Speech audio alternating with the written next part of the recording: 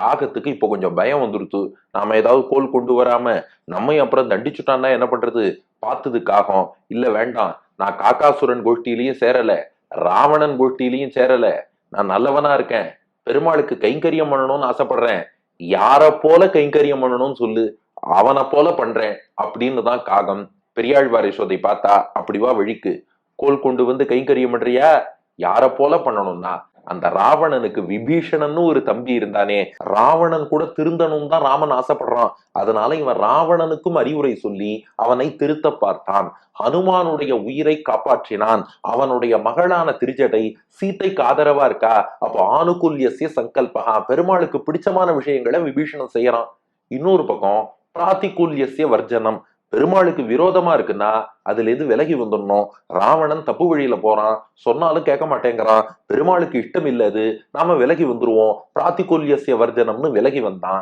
மூன்றாவது மகா விஸ்வாசம், பகவான் காப்பாற்றியே தீருவான்னு உறுதியான நம்பிக்கை அது விபீஷணன்ட்ட இருக்கு. அதனாலதான் கை கூப்பி ராமன் முன்னாடி வந்து நிக்கிறான். வானரர்கள் விரட்டினாலும் அவன் போகல, ராமன் ஏற்பான்னு நம்பினான். அந்த மகா விஸ்வாசம் இருக்கு. அடுத்தது கார்பண்யம்னு சொல்லுவா. கார்பண்யம்னா கை முதல் இல்லாமை. அதான் கை கூப்பின்னு வந்துட்டான், என்கிட்ட ஒண்ணும் கிடையாது, நீ திருப்பி அனுப்பினாலும் என்னால ராவணன்ட்ட போக முடியாது, அவன் என்னை ஏத்துக்க மாட்டான், ராமா உன்னை விட்டால் கதி இல்லைன்னு வந்தான் பாருங்க, அது கார்பண்யம்.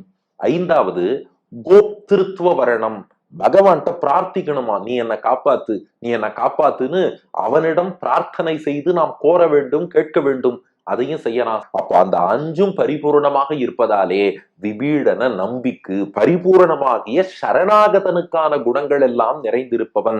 அந்த விபீஷணனுக்கு ராமன் அவன் சரணாகதியை ஏத்துக்கிறான். ஆக மொத்தம் விபீஷணனுக்கு அனுகிரகம் பண்ணி இவன் பிரகாசித்தான். அந்த ராமன் தான் கிருஷ்ணனா இருக்கான்.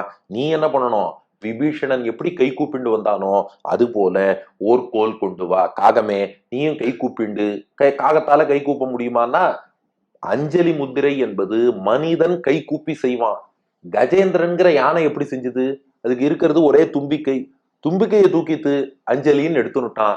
காகமே நீ ஒரு கோல் கொண்டு வந்தா அதையும் அஞ்சலின்னு பகவான் ஏத்துப்பான், ஒரு கோல் கொண்டு வா.